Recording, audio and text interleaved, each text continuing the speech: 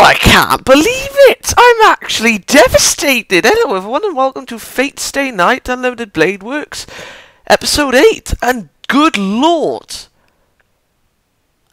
Ryder's dead! Jesus! I'm disappointed, I mean, oh, okay, in the,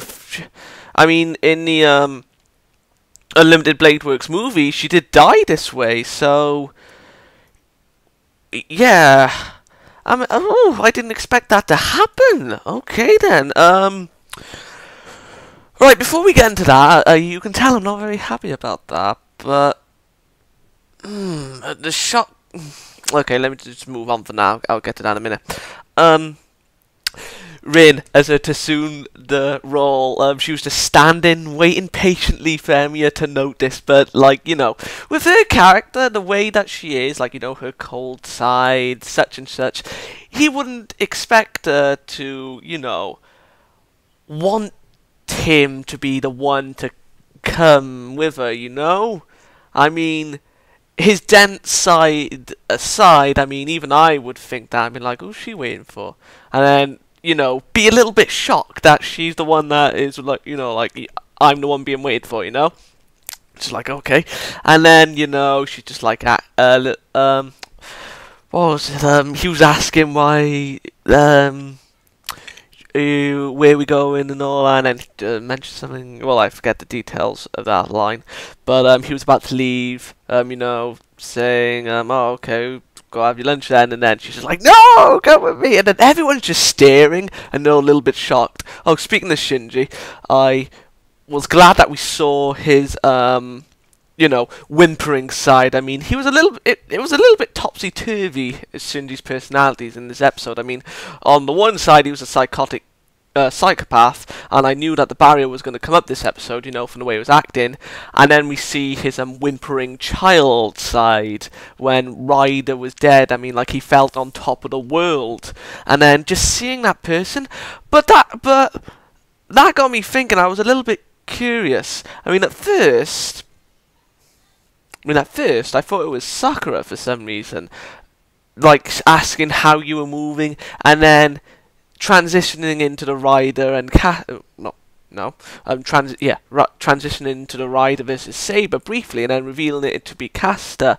So, yeah, I thought Sakura for a moment there because of, you know, I was a little bit confused as to why she, of all people, was, you know, affected by the barrier. Of course, if you've seen Fate Zero, but if you haven't, then yeah. So yeah, Caster was, like, you know, being a little bit of a puff, well, a wimp, you know, with her fighting style. But she is being tactful, I'm not gonna lie. But still, her having the capabilities to kill Ryder? I mean, yeah. I mean, I don't see how she was killed so easily. I mean, I'm not, like, too, like, if Ryder was supposed to die, which is obvious, well, yeah, she was, which is fair enough, but she was technically off-screened, and don't like those types of deaths. But yeah, if she's gone, then fair enough. Again, I don't like off-screen kills, especially for an important character like Ryder. So yeah, not only that, with the barrier, we find out that Caster was manipulating Shinji into all this, so the golems weren't under his control, they were under Caster's, which does make sense. I mean, I was a little bit surprised myself to see those golems, you know, when I thought they were under his command, but no. So Shinji's out, oh yeah, and Rin has only got one command seal, and so does Emiya, and oh no, his name's Shiro. Yeah, Shiro. His last name's Emiya. And what's interesting, like, yes, there is, you know, like a little bit of an attraction between, well, with Rin to, Shiro, at the most part, is unrequited. But she does show a caring side does show, but she has her defences up still for the most part.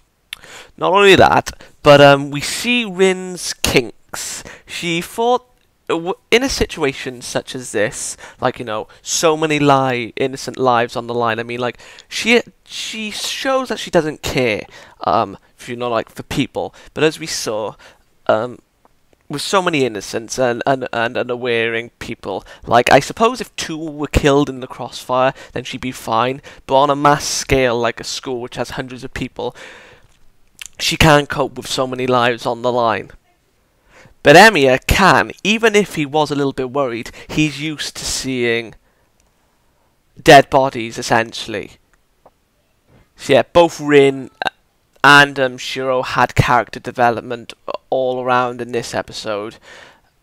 And yeah, again, I'm a little disappointed. Yeah, again, a little disappointed because it's the off-screen death.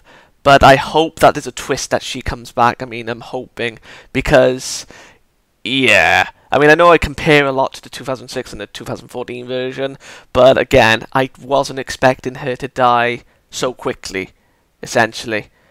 But yeah, all in all, pretty solid episode. Character development for both Shiro and no, both Shiro and Rin.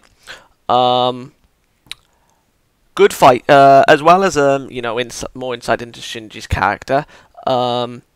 Development for the Grail War, essentially, since Ryder's dead, and more insight into Caster's abilities, essentially, like she is a master manipulator, all things considered. So yeah, 8 out of 10.